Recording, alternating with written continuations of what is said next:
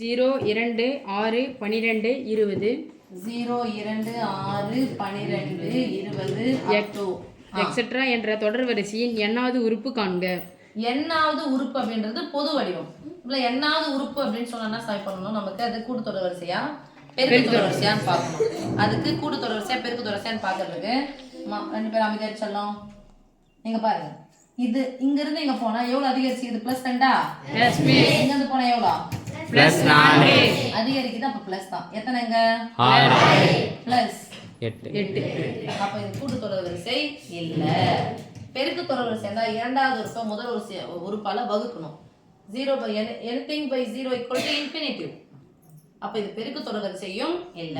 அப்ப இது ஒரு வேற ஒரு மாதிரியான தொடர் வரிசை.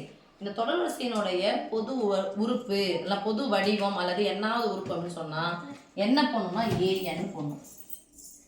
பொது வடிவம் அல்லது எண்ணாவது உறுப்பு. பொது வடிவம் அல்லது எண்ணாவது உறுப்பு. நீங்க கூட்டுத்தொடர் வரிசையோ பெருக்கு தொடர் வரிசையோ இருந்தா மட்டும்தான் இங்க டிஎன் போடணும். அது 2 தொடர் வரிசையும் இல்ல அப்படின்னு சொன்னா சாமி பண்ணுவீங்க. சொல்ல மாட்டேங்கிறீங்களே. என்ன பண்ணுமா? சரி மிஸ், இது இப்போ இதை எப்படி மிஸ் எழுதலாம் அப்படின்னு சொல்லிட்டு பார்த்தா இங்க பாருங்க. முதல் உறுப்பா? இரண்டாவது உறுப்பா? நான்காவது உறுப்பு, ஐந்தாவது உறுப்பு. முதல் உறுப்பு விட்டுருப்பாங்க. ஐந்தாவது உறுப்புன்னு எடுக்கிறாங்க. 5 20 நாலாவது உறுப்புன்னு எடுத்தா 3 மூணாவது உறுப்புன்னு எடுத்தோம் அப்படின்னு சொன்னா இரண்டாவது உறுப்புன்னு எடுத்தா முதல் உறுப்புன்னு எடுத்துட்டோம் அப்படின்னு சொன்னா இங்க 0 வரணும். அது கூட எதை பெருக்கணும்? 0 பெருக்கணும். பாருங்க, முதல் உறுப்பு 0 1 1 2 2 3 3 4 4 அடுத்தடுத்த உறுப்பா வருது இல்லையா? அப்போ இதை நம்ம எடுத்துக்கணும். இது என்னன்னு எடுத்தோம்னா எண்ணாவது உறுப்புன்றது எதுல வரும்? நம்ம இருக்கு 1வது உறுப்பு, 2வது உறுப்பு, 3வது உறுப்பு தான் வரும். 0வது உறுப்புன்னு எதனா வந்திருக்கா? இல்ல. அப்போ ஆல்டர் பண்ணலாம். இதை முன்னாடி எடுத்துக்கலாம், இதை பின்னாடி எடுத்துக்கலாம். ரைட்? சரி, புரியுதா? 1வது உறுப்பு. அந்த 1வது உறுப்புனா எண்ணாவது உறுப்புன்னு சொல்லலாமா? n. முதல் உறுப்பு n. இதுல இருந்து இது எப்படி இருக்குது? அடுத்த உறுப்புனா என்ன சொல்லுவோம்? அடுத்த உறுப்புனா என்ன சொல்லுவோம்? n plus 1. முன்னாடி இருக்கிற உறுப்புனா என்ன சொல்லுவோம்? n minus 1. n into n minus 1.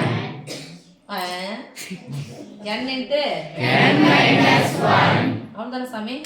அப்போ n அப்படிங்கிறது இயல் எண். where n belongs to n belongs to இது n 1 குறைஞ்சிருக்கு. இது n 1 குறைஞ்சிருக்கு. n 1 குறைஞ்சிடுச்சு. n 1 குறைஞ்சிடுச்சு. n 1 குறைஞ்சிடுச்சுன்னா -1. எத்தனை குறைஞ்சிடுச்சு? 1. அப்ப n minus 1 என்ன பண்ணிருக்கோம்? பெருக்கி இருக்குமா? அப்ப n into n minus 1 where n belongs to என்ன?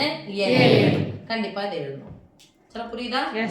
அப்போ இதை இங்க பார்த்துட்டு இப்படி பண்றதை விட எத்தனாவது உறுப்புன்னு பார்த்துட்டு அதுக்கு இதுக்கு என்ன சம்மந்தம் சொல்லிட்டு பார்த்துட்டோம். ஆர்ஆர்பி எக்ஸாமு, பேங்க் எக்ஸாம்லாம் போகும்போது நிறைய தொடர் வரிசையை கொடுத்துட்டு உங்களை கேட்பாங்க. ஓகே. 64 என்ற எண்ணை பெருக்கு தொடர் வரிசையில் அமைந்த 3 எண்களின் பெருக்கற் பலனாக எழுதுக. என்ன தொடர் வரிசையில் அமைந்த? பெருக்கு தொடர் வரிசை. பெருக்கு தொடர் வரிசையினுடைய பொது வடிவம் நான் சொல்லுங்க. ஜிபியினுடைய பொது வடிவம். முதல்ல இருக்கிற என்ன உறுப்பு? முதல் உறுப்பு. அதுக்கு அடுத்து என்ன உறுப்பு சொல்லுவோம்? ஏ கமா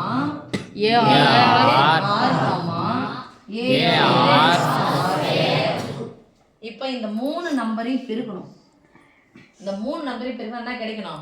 64. இப்ப 64 நம்பரை பார்த்த உடனே உங்களுக்கு என்ன ஞாபகம் வரும்? 8 அடுக்கு 2 8 ஸ்கொயர். அப்புறம் 4 அடுக்கு 3. நான் 8 இங்க வச்சு போட்டேன்னா அங்க 1 8. 8ஆம் வாய்ப்பால போனா 1 8 8. எதை பெருக்கணும்? 64. 8 8 64 தான் வந்துடும். ஆமா தானே? இதே நம்பரே இங்க வருது. ஸோ இது நமக்கு 8 ஸ்கொயர் வராது. அதுக்கப்புறம் எந்த எண்ணுடைய அடுக்கு? 4 கியூப். போலாமா? ஒரு நம்பர் வச்சுக்கிறேன். 4 கியூப்னா இது 1 வச்சுக்கிறேன். இதான வச்சுக்கலாம். 4 வச்சுக்கிட்டா 1 4 ஆனா வரணும் 64. 4 கூட எதை பெருக்குனா 64. 16 நாள் 64. ஓகே. அப்போ ஏனுடைய மதிப்பு 1. ஏனுடைய மதிப்பு 1. ஆனுடைய மதிப்பு என்னது? 4. ஏனுடைய மதிப்பு 1. ஆறுனுடைய மதிப்பு 4, 4 ஸ்கொயர் 16. அப்ப என்ன பெருக்கனா எனக்கு 64 கிடைக்கணும்னா நான் தொடர்வரிசை சொல்லிட்டாங்க பெருக்கு தொடர்வரிசை. அப்போ 1, 4, 16. 1, 4, 16.